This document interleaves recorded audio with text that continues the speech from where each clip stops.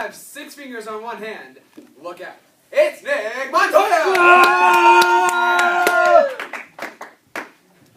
Homosexuality. What was once thought as a mere idea by our country many years ago could become a cultural norm for us today.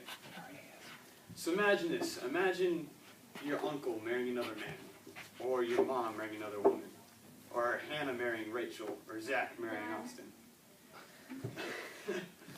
So this is a very diverse argument that's been coming since the late 60s. So I'm going to cover both sides today. But before we go into all that, I need to discuss what gay marriage actually is, or homosexual marriage. Yes, it is about a man marrying a man and a woman marrying a woman, but it's not about just that. It's about the beliefs that come up behind it. Whichever side wins will prove those beliefs, quote-unquote, better than the loser's beliefs. So unlike many arguments, when you can kind of just pick a side depending on information that you may have achieved, this is an argument that has 2 very specific sides with 2 very specific beliefs. The first side is pro same-sex. This is a side that people go to when they believe that they have the constitutional and natural rights to marry someone of the same sex, and they believe it can be morally good and sometimes healthy to do such a thing. And the other side is pro-marriage. This is a side that people go to when they believe that it is unnatural and wrong and can be damaging to the society when people marry other people of the same sex. So, on the first side of the pro-same-sex is the constitutional rights they have. The first right that they use is the pursuit of happiness. This is an unalienable right that is embedded in the Constitution, the heart of our country. The next right is freedom. The idea and belief that makes our country so awesome is the item of freedom. And they believe they have the freedom to marry someone of the same sex, just as you and I have the freedom to drive our nice cars or live in our nice houses. And the last right is equality. Like in this picture over here. This is a woman protesting for same-sex marriage in New York. They looked at the colored people and the woman, and they saw that they fought for their rights and their equality. And yeah, it took persistence, but they eventually won. And they think that they can do the exact same thing.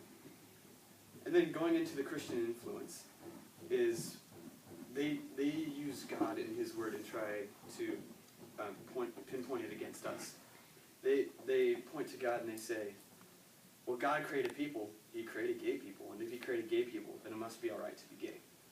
They also point to the Bible and they say that, well, the Bible does not directly address homosexuality and relationships that surround that.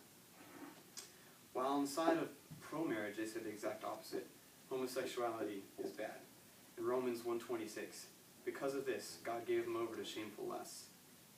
Even their women exchanged natural relations for unnatural ones. So not only was it bad, but it could be disgraceful. Leviticus 18:22. Thou shalt not lie with mankind as with womankind. It is an abomination.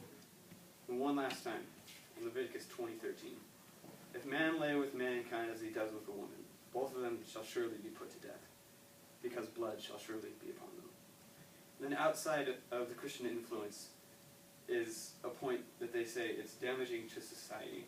They say it defeats the purpose of a real marriage being a man marrying a woman, and the man taking care of the woman and supporting and protecting her, and the woman taking care of the man. And both of them together raising children, like in this picture.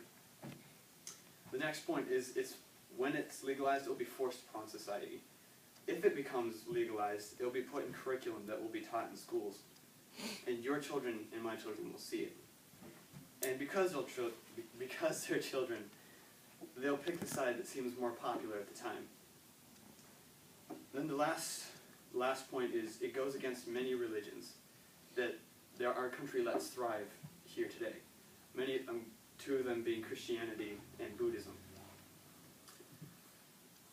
If it becomes legalized, it will force people of these religions